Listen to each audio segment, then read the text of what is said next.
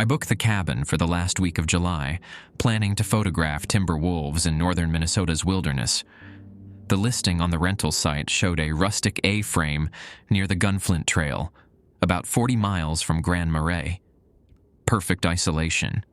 Perfect light. The kind of assignment that makes you remember why you became a wildlife photographer in the first place. My name is Anders Lindqvist, and I've spent 15 years capturing images across the boundary waters. I thought I knew this land. I thought I understood its rhythms, its moods, its warnings. I was wrong. When I arrived at the turnoff for Haugen's cabin, mile marker 47 on the Gunflint, it was snowing. Not flurries. Heavy, wet flakes that clung to my windshield and accumulated on the gravel road. The temperature gauge in my Subaru read 15 degrees. I pulled over and checked my phone. July 23rd.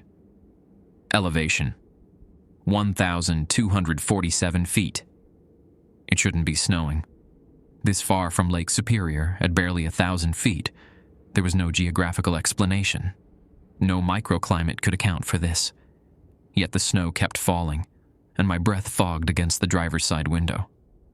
The cabin owner's teenage son met me at the property. Tommy, that's what the booking confirmation called him, stood at the edge of the clearing wearing a quilted winter coat, insulated boots, and wool gloves. He looked about 16, with pale blonde hair and eyes that seemed older than his face. "You're the July renter," he said. His breath rose in white plumes. "My dad wanted me to make sure you have enough firewood. The cold gets worse the longer you're here." I asked him what he meant. His expression shifted, something between discomfort and resignation, like a doctor about to deliver bad news. "Just don't stay past your rental period. People who extend their stays don't come back the same." He pressed a brass key into my palm. The metal was warm, despite the weather. "There's a list on the kitchen counter. Instructions. My dad wrote them. Follow them exactly." I wanted to ask more questions about the weather, about the cryptic warning, about why a teenager was handling check-ins alone. But Tommy was already walking back toward an old Ford pickup that I hadn't heard arrive. "Wait," I called out. "Where's your father? I'd like to speak with him." Tommy paused at the truck's door. When he turned, I noticed something wrong with the way his coat hung on his frame. Too loose, like there wasn't enough underneath to fill it. "My father's been here a long time," he said. "He doesn't leave the mountain anymore." The truck's engine coughed to life, and Tommy drove down the snow-covered road until the trees swallowed him whole. I stood alone in the clearing, snow accumulating on my shoulders, and stared at the cabin that would become my prison. The cabin's interior smelled of pine resin and something older. Wood smoke that had seeped into the logs over decades, maybe longer. I stomped the snow from my boots and dropped my camera bag near the door, already scanning for a thermostat. There wasn't one. Just a cast-iron wood stove squatting in the corner like a black toad, its chimney pipe disappearing through the ceiling. On the kitchen counter, exactly where Tommy said it would be, I found a laminated sheet of paper. The text was typed, but someone had added handwritten notes in the margins with blue ink. The handwriting looked rushed, the letters cramped and uneven. I read the rules 3 times. Guest instructions for Haugen's cabin. Rule 1. Keep the fire burning at all times. Do not let it die, even while sleeping. If the flames go out completely, do not attempt to relight them yourself. Wait until morning and call Tommy. Rule 2. If you hear knocking at the door between midnight and 4 a.m., do not answer. Do not look through the windows. Do not acknowledge the sound in any way. Rule 3. The calendar in the kitchen must be marked each morning when you wake. Cross out the previous day with a red marker. If you notice missing days, or days you don't remember crossing out, leave immediately. Rule 4. You may hear your own voice calling from the tree line. You may hear loved ones. You may hear someone crying for help. Stay inside. It is not them. It is not you. Rule 5. If the temperature inside drops below 0 despite the fire, wrap yourself in the quilt from the bedroom closet. Do not use any other blankets. The quilt is safe. Rule 6. Never under any circumstances eat meat while staying at this cabin. Bring only vegetables, bread, and canned goods. Hunger is how it finds you. In the margins beside Rule 6, someone had scrawled, "It smells hunger. It tastes your want. Starve your cravings or feed its own." I set the paper down and laughed, a thin, brittle sound that died in the cabin's stillness. Hazing the tourists. Some local tradition, probably. Grand Marais was a small community. They had to entertain themselves somehow. But the snow kept falling outside, and when I checked the thermometer mounted by the door, it read 4 degrees. I spent the next hour hauling firewood from the covered stack beside the cabin, building the stove's flames until the cast iron glowed dull orange. The warmth spread slowly, pushing back the chill that had settled into the walls. By the time I finished, my shoulders ached and sweat had frozen in the collar of my flannel. For dinner, I ate crackers and canned soup, not because of the rules, but because that's what I'd packed. The beef jerky in my bag stayed untouched. Coincidence, I told myself. That first night, I built the fire high and tried to sleep on the cabin's narrow cot. The wool blanket smelled of cedar and mothballs. Outside, wind scraped through the pines with a sound like whispered conversation, and I kept catching myself straining to hear words in the noise. Around 2 a.m., I woke to knocking. 3 sharp raps against the cabin door. Then silence. Then 3 more. I lay rigid under the blankets, remembering Rule 2. My rational mind insisted it was a branch, an animal, the wind playing tricks. But the knocking came again.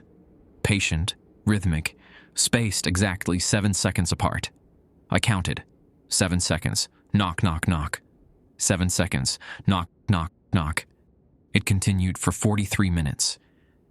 I know because I watched the clock on my phone, unable to look away, unable to move. When it finally stopped, the silence felt heavier than the sound had been. By morning, the thermometer read -10. 3 feet of snow had buried my Subaru up to the door handles. I trudged outside in my heaviest coat, breath crystallizing on my beard, and tried to clear the driver's side door. The ice wasn't normal frost. It was thick. 3 inches, maybe 4, fused to the metal like the car had been sitting in a deep freeze for months. I scraped until my arms burned, but the ice didn't chip. It didn't crack. When I pressed my bare palm against it, testing, I felt something pulse beneath the surface, like a heartbeat, slow and cold and patient. I stumbled back to the cabin, slammed the door, and grabbed the laminated rules from the counter. In the kitchen, the calendar hung beside the refrigerator. July's page was visible. But someone had already crossed out days, not with red marker, but with black X's that looked burned into the paper. 23 days were marked. I had only arrived yesterday. I tore through the cabin, looking for answers. The main room held little beyond the wood stove, a worn leather couch, and a bookshelf stuffed with water-damaged paperbacks. The bedroom contained a cot, a pine dresser with empty drawers, and a closet. Inside the closet, I found the quilt mentioned in Rule 5, a heavy patchwork thing in faded blues and greens, stitched with symbols I didn't recognize. They looked like writing, but not in any alphabet I knew. The fabric felt warm to the touch, even in the freezing air. I left it where it was. The kitchen yielded more. Behind the refrigerator, wedged into a gap between the appliance and the wall, I found a composition notebook. The cover was warped from moisture, but the pages inside remained legible. Multiple handwritings filled the margins and lines, some neat, some frantic, some barely more than scratches. The first entry was dated June 14th, 2019. Day 3. The snow started this morning. I called the rental company, but the number just rings. Tommy came by with more firewood. He says the weather will break soon. I don't believe him. His shadow doesn't match his body. I watched it move independently while he stood still, talking to me about the forecast. I'm losing my mind. The next entry, different handwriting, was dated August 8th, 2021. I found this notebook behind the fridge. Whoever wrote before me, I understand now. It's been December for 11 days. I arrived August 1st. Summer. I packed shorts and sandals. Now there's 6 feet of snow, and I can see my breath inside, even with the fire roaring. The calendar says I've been here for 5 months. I remember 1 week. What happened to the rest? More entries followed. Different dates, different years, different voices, but the same story repeated over and over. Renters arriving in summer, snow falling within hours, time folding in on itself like wet paper. And always, Tommy appearing with firewood and warnings and that empty smile. The final entry made my hands shake. December 24th. It's been December 24th for 3 weeks now. Christmas Eve forever. I tried to burn the cabin down last night, but the matches won't light. The fire in the stove keeps burning even when I stop feeding it. I think the cabin is alive.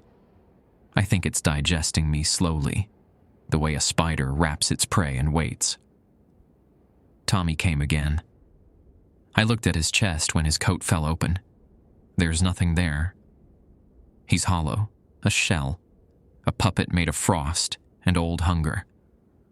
I'm going to try walking out, south, toward Grand Marais. If anyone finds this notebook, don't stay. Don't eat the meat. Don't answer the door. Don't trust Tommy. And whatever you do, don't let yourself get hungry. Hunger is the door. Hunger is how it gets inside. No name, no indication of whether they made it. I stuffed the notebook into my coat pocket and approached the window facing south. The direction of the Gunflint Trail, the direction of civilization. The glass had frosted over from the inside, thick white crystals that sparkled in the gray daylight. I scraped a viewing hole with my thumbnail. The tree line stood maybe 50 yards from the cabin. Beyond it, the land sloped downward toward what should have been the road. But the trees were wrong. They grew too close together, their branches interlocking like fingers laced in prayer. And between the trunks, half buried in snow, I saw colors that didn't belong. Fabric. Clothing. The bright orange of a hunting vest. The blue of a winter parka. The red of what might have been a child's mittens. I counted 7 distinct patches of color before I stopped. 7 people, or pieces of people, frozen in the space between the cabin and freedom. The fire crackled behind me. I hadn't added wood in over an hour, but the flames danced higher than before, throwing shadows that moved in directions the light couldn't explain. I thought about Rule 1. Keep the fire burning, don't let it die. But it wasn't dying. It was feeding itself. Feeding on what? I'd eaten nothing since the soup last night, and my body was burning calories fast, trying to stay warm. I found my pack and dug through it. 2 cans of beans, a sleeve of saltines, 3 granola bars, a jar of peanut butter, and at the bottom, wrapped in plastic, 4 strips of beef jerky I'd grabbed from a gas station in 2 Harbors. Rule 6 echoed in my mind. Never eat meat. Hunger is how it finds you. I shoved the jerky deeper into the bag and opened a can of beans instead. They were cold. The propane stove wouldn't ignite, just like the notebook said about matches. But I forced them down anyway, barely tasting, trying to fill the hole in my gut before it grew into something worse. Outside, the snow kept falling. It had been falling for nearly 18 hours now, and the drifts had climbed past the windows on the north side of the cabin. I was being buried alive in slow motion, entombed in white. At noon, or what my phone claimed was noon, though the light hadn't changed since morning, I heard a vehicle engine in the distance. The sound cut through the wind like a blade. I rushed to the door, threw it open, and stared into the white void beyond the porch. A shape was moving through the snow. Headlights, the grill of a truck. Tommy's Ford emerged from the tree line and stopped in the clearing. The engine died. The driver's door opened. But it wasn't Tommy who stepped out. It was me. I watched myself walk toward the cabin, wearing the same coat I had on, carrying the same camera bag I'd left by the door. My face, my own face, looked up at the porch where I stood, and I saw confusion register in my double's expression. Then recognition. Then something like grief. "You shouldn't have answered the door," my other self said. His voice was mine, but flattened, emptied of warmth. Rule 2. Midnight to 4 a.m. You weren't supposed to acknowledge them. I didn't. I managed. I stayed in bed. I didn't move. My double shook his head slowly. You looked at the clock. You counted the seconds. You acknowledged the pattern. He took a step closer, and I noticed his footprints in the snow were melting, not compressing. You engaged with it. And now I'm here. Now we're both here, and only one of us gets to leave. The wind picked up, howling through the trees, and when I blinked against the driving snow, my double was gone. The clearing was empty, but in the snow where he'd stood, I saw footprints leading not away from the cabin, but toward it. Toward the door. Toward me. And they ended at the threshold where I stood. If you like the stories, please hype the videos from a button like this just above the comment section. It helps the videos to get more reach and perform well.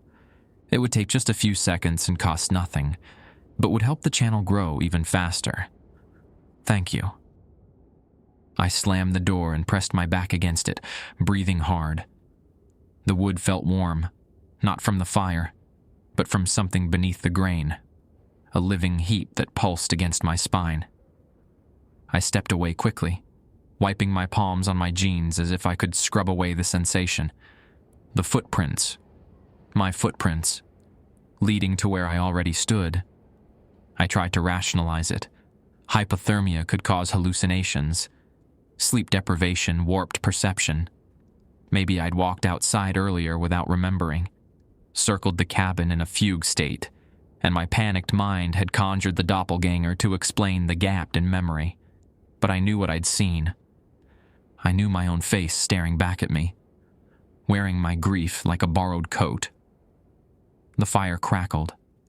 I turned to look at it, really look, and noticed something I'd missed before. The flames weren't orange. They were pale, almost white at the core, burning with a color that reminded me of frostbite, of dead flesh gone bloodless.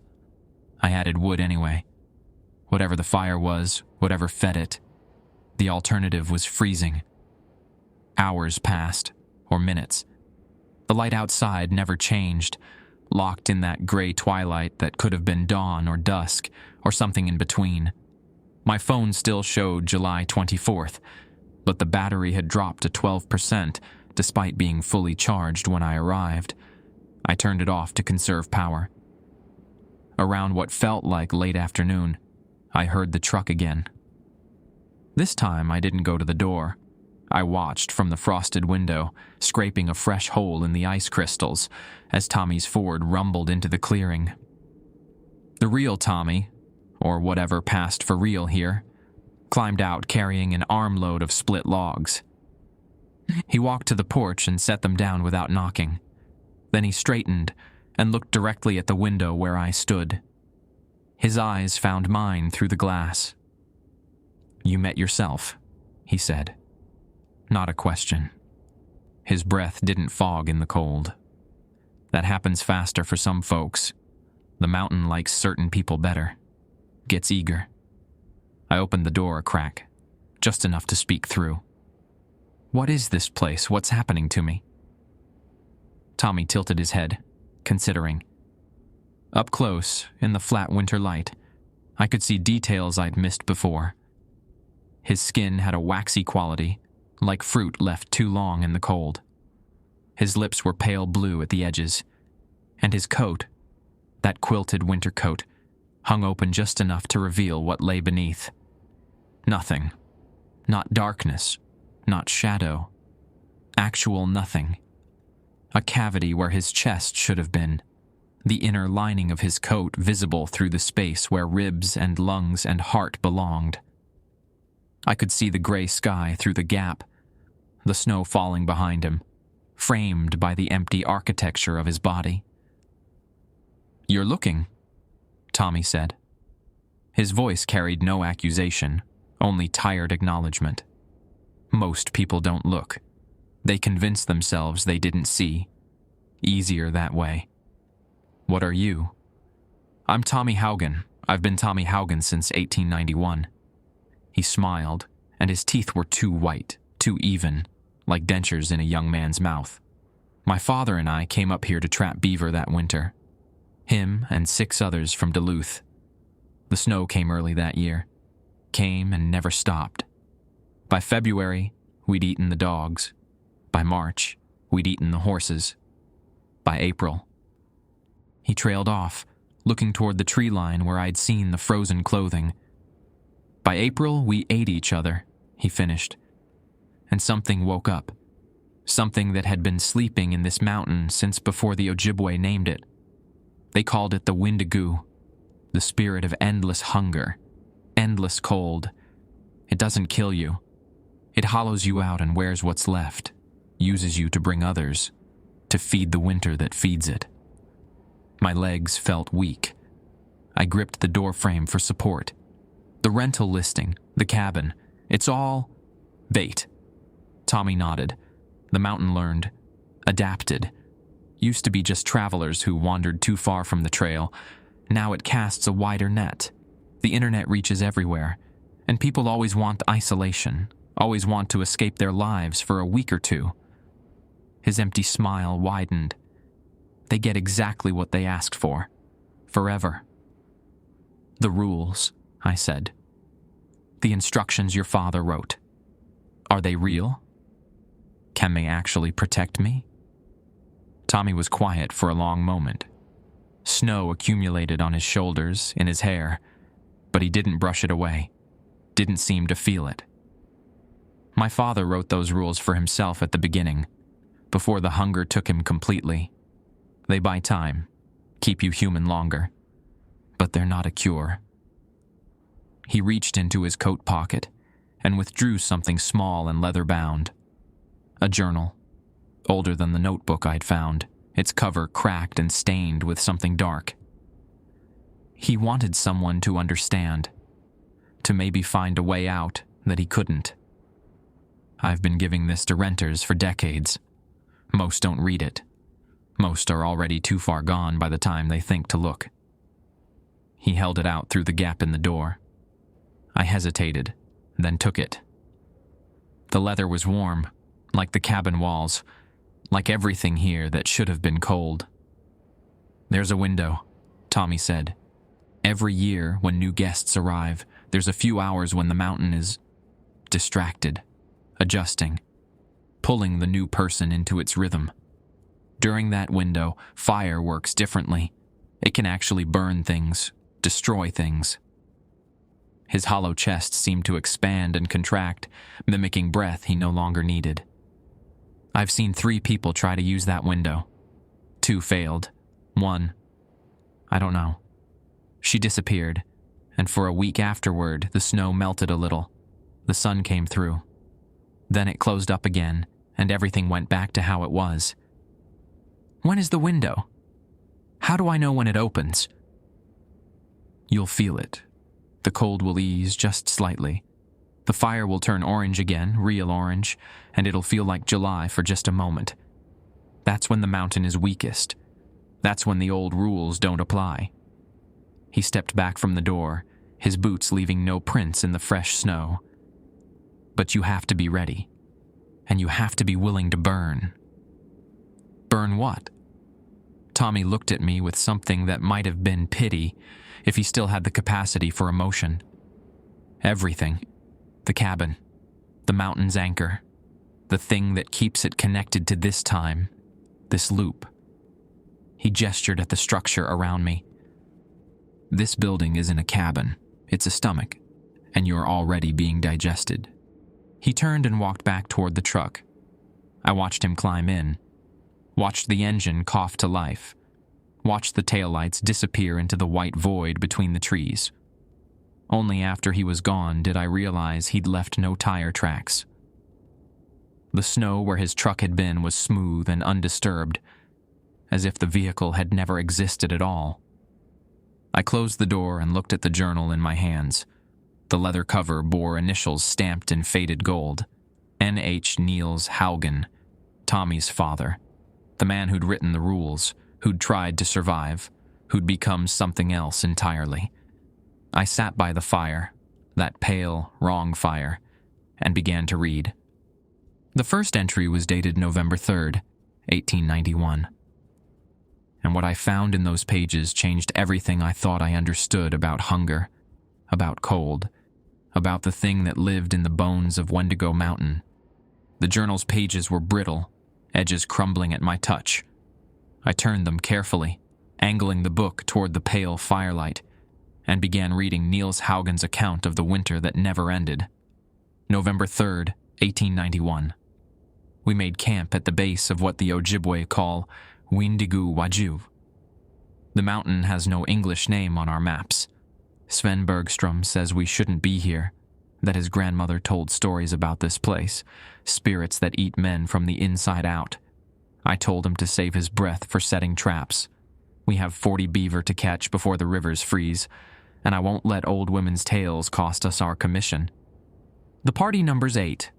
Myself, my son Thomas, Sven Bergstrom, Eric Dahl, the Mackinnon brothers, Ino and Vilho, old Per Lindgren, and a French-Canadian guy named Baptiste, who knows these woods better than any of us. Baptiste doesn't talk much, but I've seen him leaving tobacco at the tree line each morning. Offerings, he says, to keep the mountains sleeping. November 19th, 1891. Snow came 3 days ago and hasn't stopped. We've caught only 12 beaver. The traps keep springing empty, and Baptiste says the animals have fled. He wants to leave. I told him we stay until we have our 40 pelts, or until the rivers ice over completely.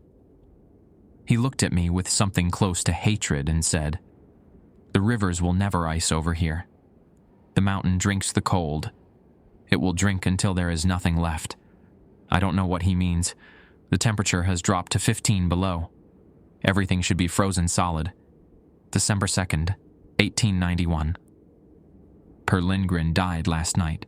We found him outside the cabin at dawn, naked in the snow, his clothes folded neatly beside him.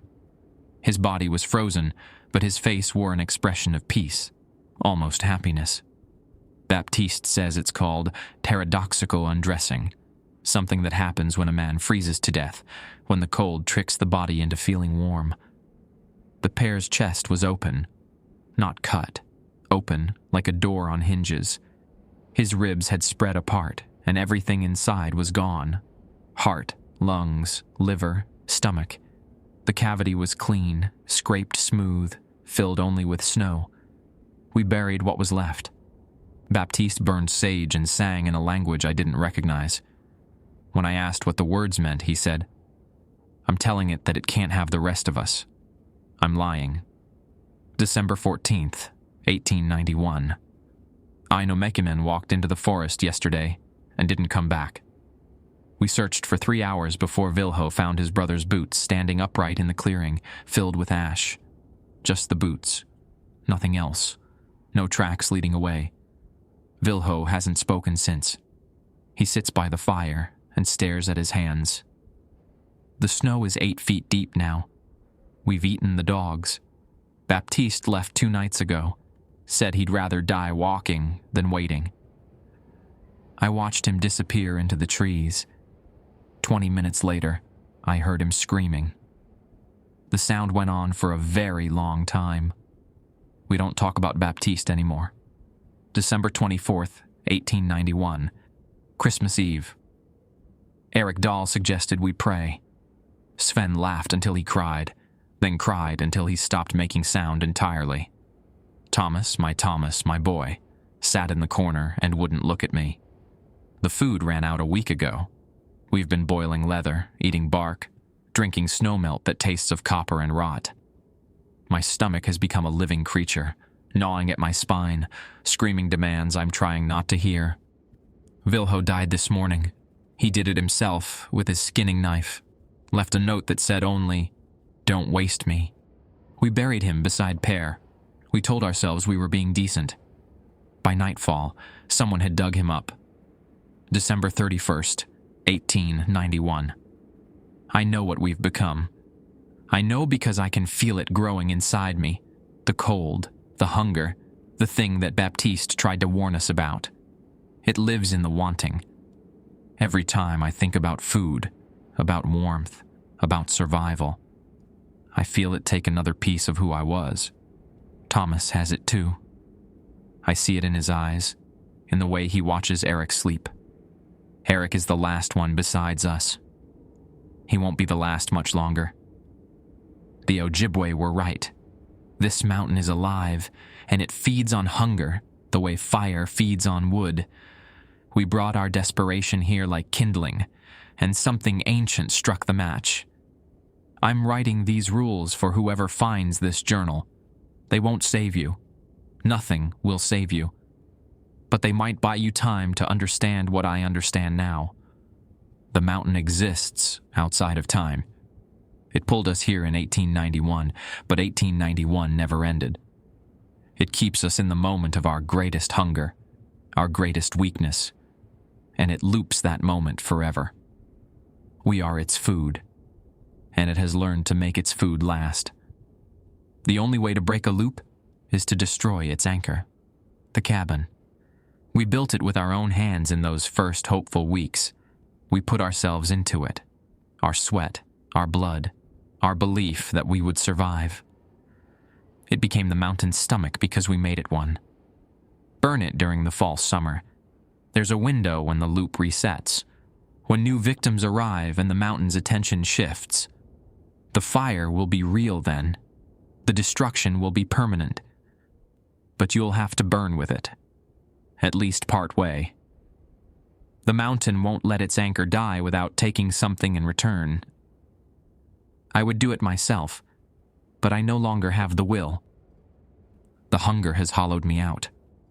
I'm becoming what Vilho became, what Aino became, what Baptiste became before the forest took him.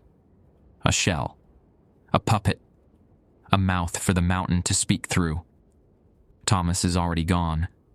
He smiles now, all the time, even when there's nothing to smile about. His chest has started to cave inward. Soon there will be nothing left but the shape of my son. God forgive me for bringing him here. God forgive us all. Niels Haugen. I closed the journal. My hands were shaking, and not from the cold. The names in those pages: Bergstrom, Gall, Makinen, Lindgren. I'd seen them before. On the historical markers along the Gunflint Trail, on the memorial plaques in Grand Marais. Lost to the wilderness, winter of 1891. I'd photographed one of those plaques 3 years ago, never thinking twice about the men it commemorated. They weren't lost. They were still here. Pieces of them, anyway. The parts that the mountain hadn't fully consumed. I thought about the clothing I'd seen in the tree line, the orange hunting vest, the blue parka, the child's red mittens. Not just this year's victims. Layered accumulation, a century of renters, hikers, trappers, all feeding the same endless winter. The fire crackled, its pale flames casting long shadows across the cabin walls. I looked at them differently now. Not walls, stomach lining. The wood grain patterns weren't natural growth rings. They were striations, like the inside of a throat. And somewhere beneath the floor, beneath the frozen earth, 8 men from Duluth were still screaming. I checked my phone. The battery had dropped to 4%, but the date still read July 24th. Somewhere out there, past the temporal barrier, it actually was July. The sun was shining. The lakes were warm. People were grilling burgers and watching fireworks and complaining about the heat. I had to find the window. I had to burn this place down before it finished digesting me. And I had to be ready to burn with it. Night came without warning. One moment the gray twilight held steady. The next, darkness dropped over the cabin like a hood pulled over a condemned man's head. No gradual dimming. No sunset. Just light. Then its absence, as if someone had flipped a switch in the sky. The temperature plummeted with it. I'd been feeding the fire constantly, burning through the wood Tommy had delivered until my arms ached from lifting logs.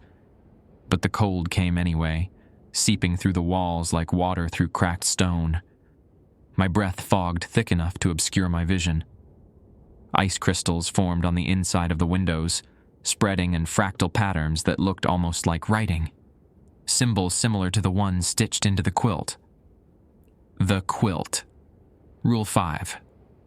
I retrieved it from the bedroom closet, wrapping it around my shoulders like a shawl. The fabric was heavier than it looked, dense with something more than cotton batting. As soon as it touched my skin, I felt warmth spread through my chest. Real warmth, not the false heat of hypothermia tricking a dying body. The symbols embroidered into the patchwork seemed to shift in my peripheral vision, rearranging themselves when I wasn't looking directly at them. I didn't care. I was warm. For the first time in what felt like days, I wasn't shivering.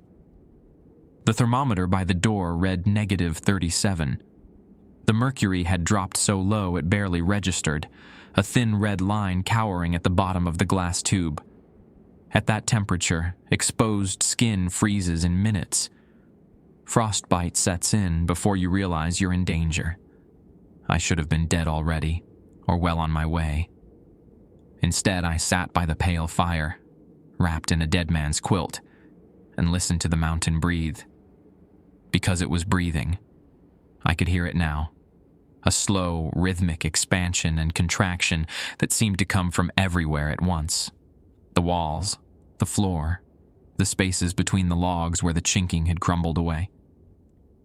The cabin inhaled and exhaled around me, patient as a sleeping predator.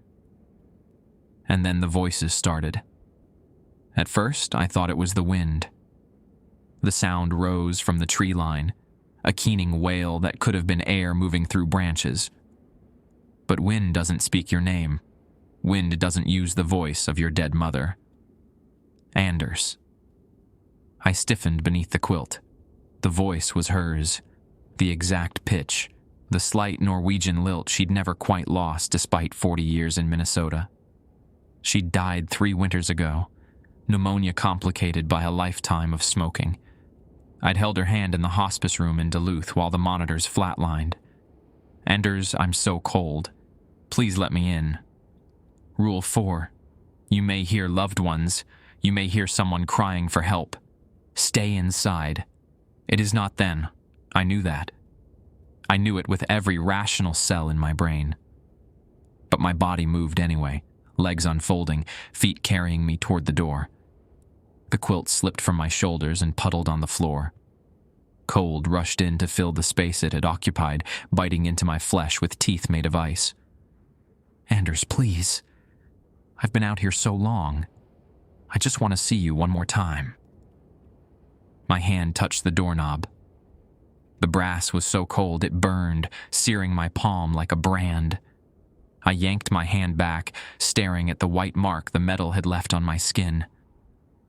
The voice outside changed, deepened, lost its warmth. Open the door, Anders. Open it, and let me show you what I've become. I backed away, snatching the quilt from the floor and wrapping it tight around myself. The symbols on the fabric pulsed with faint light. Or maybe that was my imagination, my terrified mind conjuring protection where none existed. The knocking started again, not the patient 3-rap rhythm from the first night.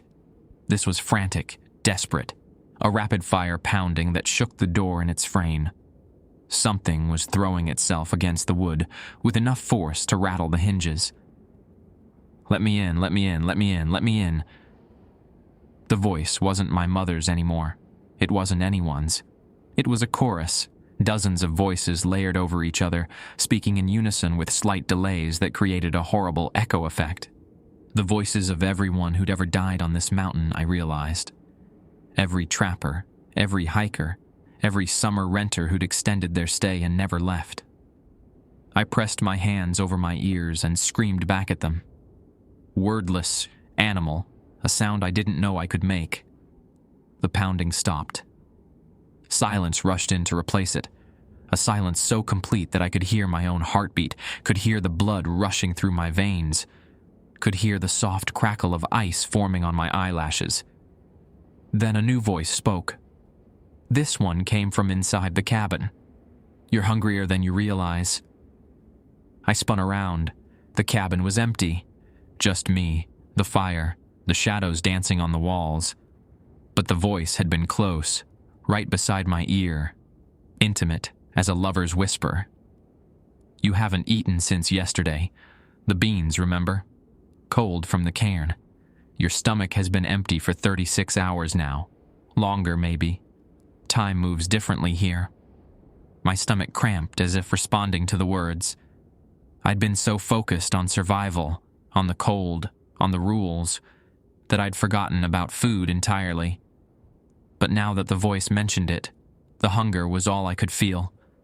A gnawing emptiness that started in my gut and spread outward, reaching into my chest, my throat, my thoughts. The beef jerky. 4 strips wrapped in plastic, sitting at the bottom of my pack. Rule 6. Never eat meat. Hunger is how it finds you. The rules were written by a man who lost, the voice continued. A man who gave up, who let himself become empty because he thought emptiness was better than what the hunger offered. But the hunger isn't punishment, Anders. The hunger is a gift. It's how you become part of something larger, something eternal. I found myself moving toward my pack. My hands, operating independent of my will, unzipped the main compartment and reached inside. The plastic wrapper crinkled under my fingers. 1 bite. That's all it takes. 1 bite, and the cold won't touch you anymore. 1 bite, and you'll understand why Tommy smiles. Why his father wrote those rules but never followed them himself. The hunger is freedom, Anders. The hunger is forever. The jerky was in my hand now. I could smell it through the plastic. Smoked meat, salt, protein in my body desperately needed. My mouth watered. My teeth ached with the need to tear, to chew, to swallow. I thought about Niels Haugen's journal, about Vilho Makinin's note. Don't waste me. About the way Tommy's chest had caved inward, becoming a hollow space where a person used to live. The hunger is the door.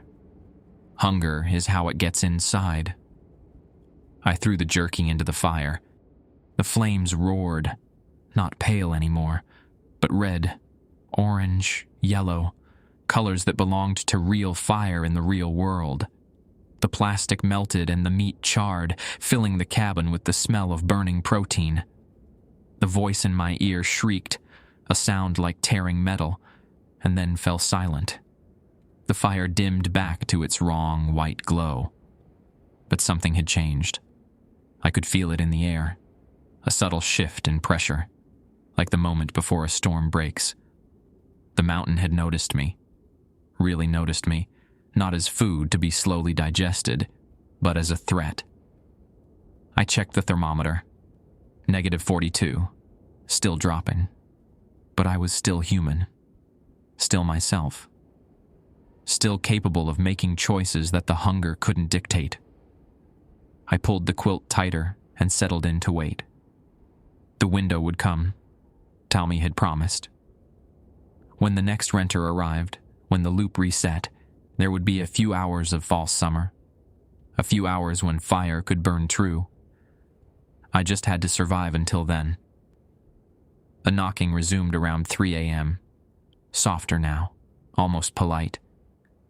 A different voice called through the door, one I didn't recognize. "Hello? Is anyone there? I'm looking for Haugen's cabin. The GPS led me here, but I think I'm lost. It's snowing, which is crazy because it's supposed to be July." A new renter. The loop was resetting. I pressed my face against the frosted window and scraped a viewing hole. Outside, headlights cut through the darkness. A car, some kind of SUV, sat in the clearing where my Subaru was still entombed in ice. A figure stood at the edge of the porch, bundled in a light jacket completely inadequate for the cold. The window was coming. I could feel it in my bones, in the subtle warming of the air, in the way the fire's flames flickered toward orange for just a moment before retreating to white. But first, I had to warn them. Whoever they were, whatever brought them here, they deserved to know what they'd walked into. I opened the door. The woman on the porch stumbled backward when I appeared in the doorway.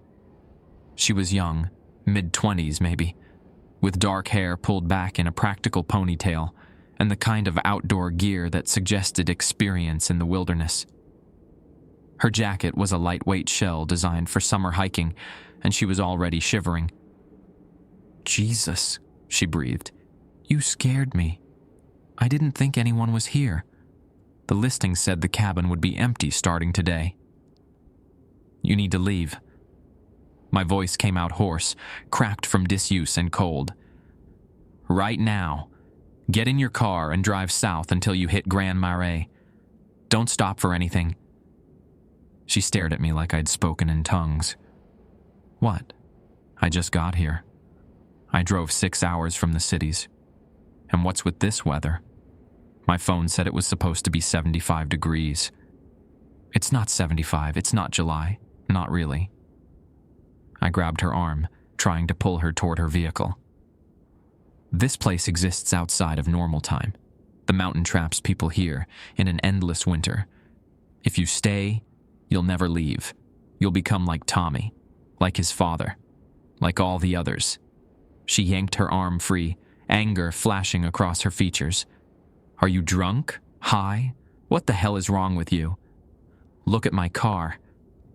I pointed toward the Subaru, still buried under feet of snow and inches of ice. "I arrived yesterday, 1 day ago. Does that look like 1 day of accumulation to you?" For the first time, uncertainty crept into her expression. She looked at my car, then at the snow piled against the cabin walls, then at the ice hanging from the eaves in formations that would take weeks to form naturally. That doesn't make sense. None of it makes sense. But it's real. I softened my grip, tried to make my voice less frantic. "My name is Anders Lindqvist. I'm a wildlife photographer from Minneapolis. I came here to shoot timber wolves. Instead, I found a temporal prison built on cannibalism and hunger. Please, I'm begging you, get in your car before the window closes." "Window?" As if answering her question, the air shifted. The temperature climbed. 5 degrees, 10, 20, rising so fast I could feel the pressure change in my sinuses. The snow on the ground began to glisten, then drip, then run in small streams toward the tree line. The gray sky cracked open, and for the first time since I'd arrived, I saw blue. Real blue, summer blue, the color of July. The woman, I still didn't know her name, gasped as the world transformed around us.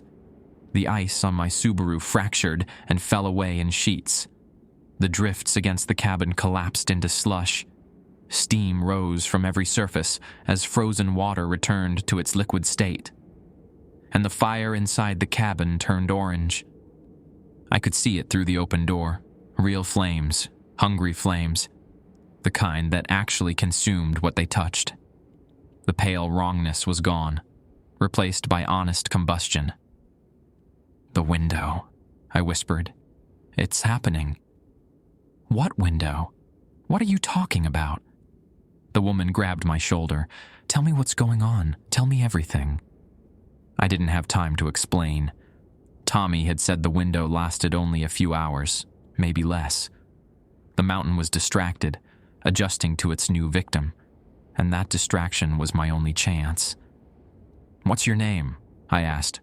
Ingrid Solheim. A Norwegian name, like mine. Like so many in this part of the state. I wondered if her ancestors had known the Haugens, the Bergstroms, the Lindgrens. If her family tree had roots tangled with the men who died here 133 years ago. Ingrid, listen to me carefully. The cabin has to burn. It's the anchor that keeps this place trapped in time. If I destroy it during this window, while the fire is real, the loop breaks. Everyone who's been caught here for over a century might finally be free. That's insane. Yes, but it's also true. I looked at the orange flames dancing in the wood stove, felt the summer warmth on my face, and made my decision. Get in your car, drive away. Don't look back no matter what you hear or see. If this works, you'll read about it in the news. Missing photographer found. Historic mystery solved. Something like that. And if it doesn't work, then you'll be the next renter, and maybe you'll be the one to finally end it. I turned and walked back into the cabin. Behind me, I heard Ingrid calling my name, heard her footsteps on the porch, but I didn't stop. I couldn't stop. The window was open, and every second I wasted was a second closer to it slamming shut. The fire in the wood stove burned hot and bright, real heat radiating outward for the first time since I'd arrived. I grabbed the stack of old newspapers from beside the hearth, kindling I'd noticed but never used, and began stuffing them into the gaps between the logs and the walls. The cabin's original builders had used a combination of mud and moss for chinking, but time and the mountain's hunger had worn most of it away, leaving spaces perfect for feeding flames. I found lamp oil in a cabinet beneath the sink. Old. Probably decades old. But still liquid. I splashed it across the floor, the walls, the cot where I barely slept. The smell was sharp, chemical, a promise of destruction. Through the window, I could see Ingrid still standing by her car. She hadn't left. Stubborn, curious.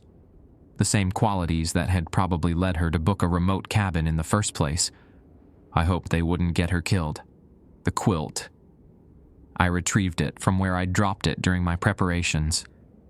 The symbols embroidered into the fabric seemed clearer now.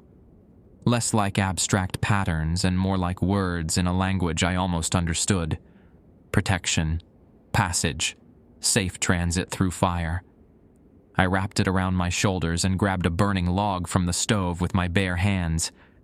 The pain was extraordinary. Even through the quilt's strange protection, I could feel my skin blistering, my nerve endings screaming. But I didn't drop the log. I carried it to the oil-soaked wall and pressed it against the newspapers stuffed between the logs. The fire caught instantly. Flames raced along the floor, climbed the walls, spread across the ceiling in a wave of orange and gold. The cabin groaned.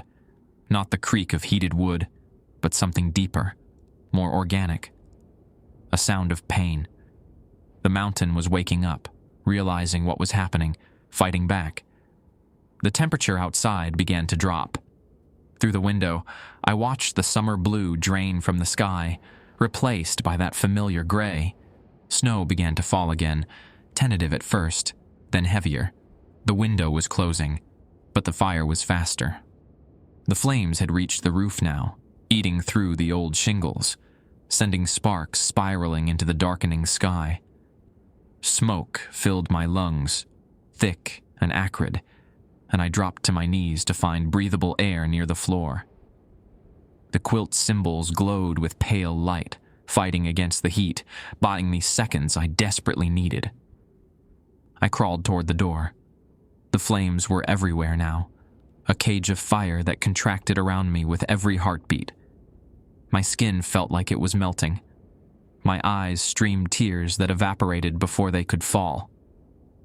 The pain had gone beyond anything I could process, becoming a white noise that filled my entire consciousness. The doorway was 3 feet away, 2 feet, 1. I threw myself through the gap just as the roof collapsed behind me. The impact with the porch knocked the breath from my body. I rolled down the steps, hit the muddy ground, still wet from the brief thaw, and kept rolling until I was clear of the falling debris. Behind me, the cabin screamed. There's no other word for it. The structure screamed as it burned, a high-pitched wail that seemed to come from the logs themselves, from the earth beneath the foundation, from the frozen air that was already reclaiming the clearing. The sound was grief and rage and hunger all combined, a century of trapped souls crying out as their prison finally crumbled. I lay on my back in the mud and watched Haugen's cabin die. The flames reached higher than any normal fire should, a pillar of light punching through the gray sky. The snow that fell into the inferno vaporized instantly, creating a column of steam that mixed with the smoke and rose toward whatever passed for heaven in this cursed place. And then, impossibly, the gray sky cracked again. Not with blue this time, with gold, with the warm light of a summer sunset, painting the clouds in shades of orange and pink and purple. The snow stopped falling. The temperature climbed. And for one perfect moment, the mountain was silent. Ingrid appeared at my side, her hands on my shoulders, her voice asking questions I couldn't hear over the ringing in my ears. I tried to tell her we'd done it, that the loop was broken, that summer had finally come to Wendigo Mountain. But the darkness claimed me before the words could form. I woke to the sound of beeping machines and the smell of antiseptic. The ceiling above me was white acoustic tile, pocked with tiny holes in neat rows. Fluorescent panels cast a flat, sterile glow that made my eyes water. I tried to lift my hand to shield my face, but something was wrong. The movement felt distant, delayed, like my body was responding through a layer of cotton. I looked down and understood why. My hands were wrapped in thick white bandages, gauze cocoons that extended past my wrists. The fingers I could see poking from the wrappings were discolored, purple and black at the tips, the unmistakable signature of severe frostbite. An IV line snaked into my arm, and monitors beside the bed tracked my vitals in green digital readouts. A nurse appeared in the doorway. She was middle-aged, with graying hair pulled back in a bun, and the tired eyes of someone working a double shift. "You're awake," she said. Not a question. She crossed to the bed and checked my IV, then the monitors, her movements brisk and professional. "Do you know where you are?" "Hospital." My voice came out as a croak, my throat raw and dry. "St. Luke's, in Duluth. You've been unconscious for 2 days. Before that, you were missing for 6. She handed me a cup of water with a straw, holding it steady while I drank. "Your friend brought you in. The woman who found you. Ingrid." The name surfaced through the fog in my brain. Ingrid Solheim, the renter who'd arrived as the window opened. She must have loaded me into her car after the cabin collapsed, driven me down the mountain, found help. "What day is it?" I asked. "July 30th, a Tuesday. July 30th. I'd arrived at Haugen's cabin on July 23rd. 7 days, total. But in that place, in the loop, it had felt like weeks, months. The calendar in the kitchen had shown 23 days crossed out before I'd even unpacked. "The frostbite," I said, looking at my bandaged hands. "How bad?" The nurse's expression softened with something like sympathy. "You'll keep your hands, most of your fingers too, but you lost the tips of your left pinky and ring finger, and there's tissue damage on your right palm that'll need grafting. The doctors are optimistic about recovery, but..." She hesitated. "They can't explain how you got frostbite this severe in July.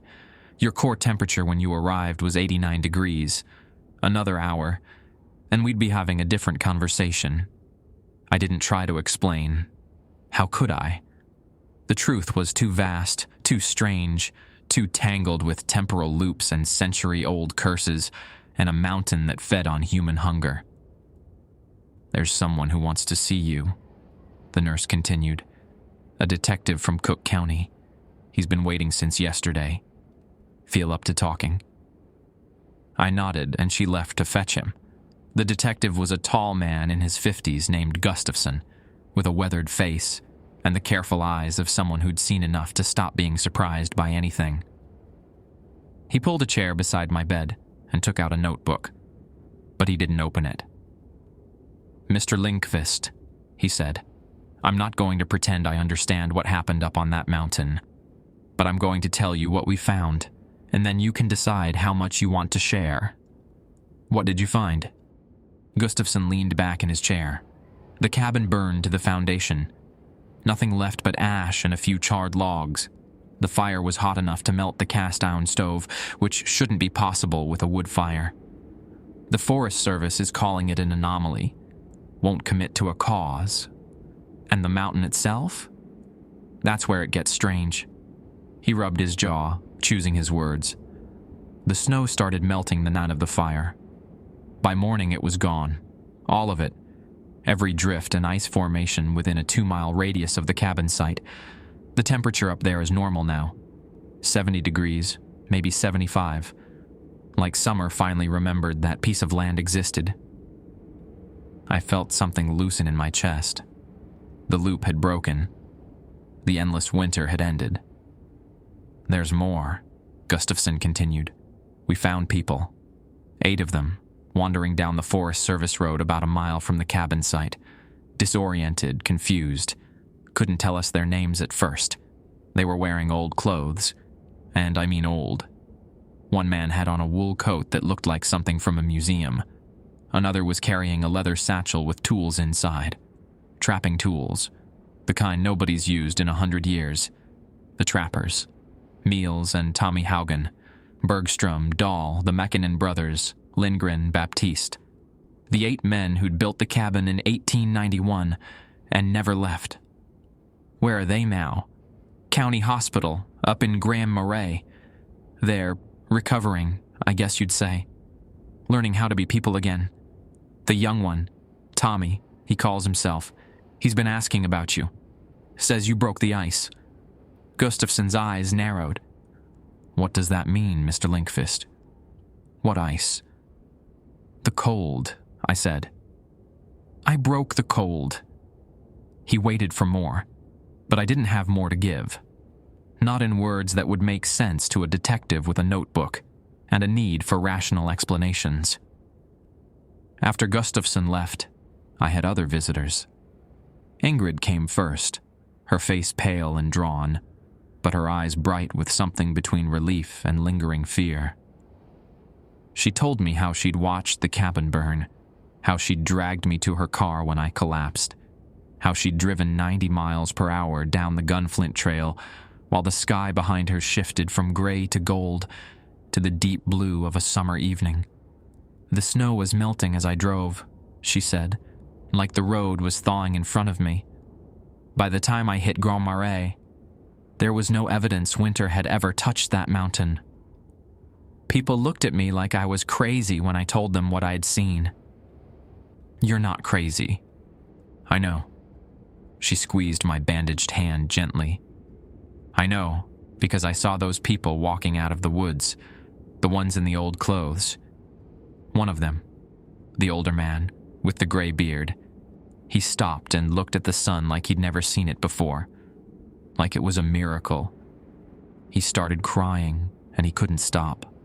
Niels Haugen, seeing summer for the first time in 133 years. The last visitor came on my 3rd day in the hospital. A woman from the Fond du Lac Band of Lake Superior, Chippewa, introduced to me by the hospital chaplain as a cultural liaison. Her name was Mary Blackwood, and she had the calm, grounded presence of someone who understood things that couldn't be explained. "The elders asked me to come," she said, settling into the chair beside my bed. "They felt something shift 3 nights ago. a weight lifting from lamb that had been sick for a very long time. They want to thank you. I didn't do anything special. I just burned a cabin. You burned an anchor. Her dark eyes held mine. The Wendigo doesn't die easily.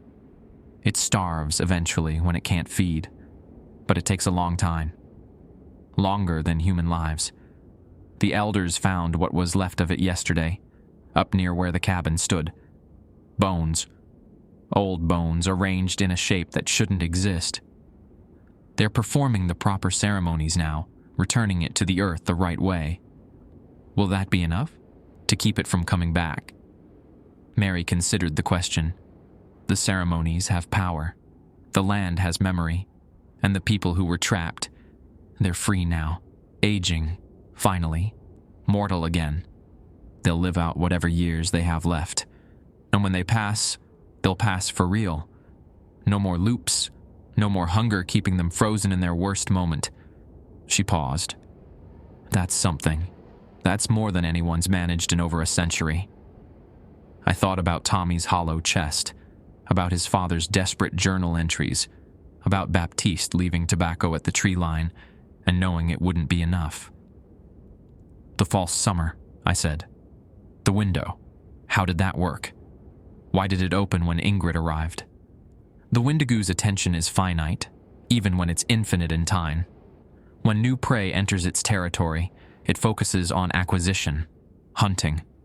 For those few hours, its grip on everything else loosens. Mary smiled, just slightly. You used its own hunger against it. That's not nothing, Mr. Lindqvist. That's wisdom the elders will remember. She left me with a small bundle of sage and sweetgrass, tied with red thread. I kept it on my bedside table for the rest of my stay, and the smell helped me sleep without dreaming of snow. The scar on my right palm itches when the temperature drops below freezing. The doctors say it's normal. Nerve damage creates phantom sensations, especially in cold weather. But I know better. The scar remembers what my conscious mind tries to forget. It remembers carrying fire through a cabin that was also a stomach, burning my way out of a winter that had lasted 133 years. I returned to the Gunflint Trail in October, when the aspens had turned gold and the air carried the clean bite of approaching autumn. Real autumn. The kind that leads to winter, then spring, then summer again. Seasons moving in their proper order. Time flowing the direction it was meant to flow. The cabin site was just a clearing now. The Forest Service had removed the debris, citing fire safety concerns, and grass had already begun to reclaim the scorched earth. Nothing remained of Haugen's cabin, except a rectangular depression where the foundation had been, and a few chunks of Melita cast iron that had once been a wood stove. I photographed everything. The clearing, the tree line, the spot where I'd seen frozen clothing poking through the snow. The path Tommy's phantom truck had taken when it appeared and disappeared without leaving tracks. The clothing was gone, of course. Whatever the mountain had preserved for over a century had finally been allowed to decay. I found scraps of fabric here and there. Faded orange nylon, a button that might have come from a child's coat. But nothing substantial. Nothing that proved what I'd seen. Proof wasn't why I'd come. I found Tommy at a care facility in Two Harbors, a converted Victorian house where the county had placed him and the other survivors while they adjusted to modern life. He was sitting on the porch when I arrived, wrapped in a wool blanket despite the mild weather, watching leaves drift across the lawn. He looked different, older. Lines had appeared around his eyes and mouth, the natural creases of a face learning to age after more than a century frozen in adolescence. His chest, beneath a flannel shirt, rose and fell with actual breath. When he saw me, he smiled. Not the empty expression I remembered, but something genuine, something human. "You came back," he said. "I had to see it, the clearing. What's left?" Tommy nodded slowly. "There's nothing left. That's the point. He gestured to the chair beside him, and I sat. My father passed last week, in his sleep, peaceful. His voice cracked slightly.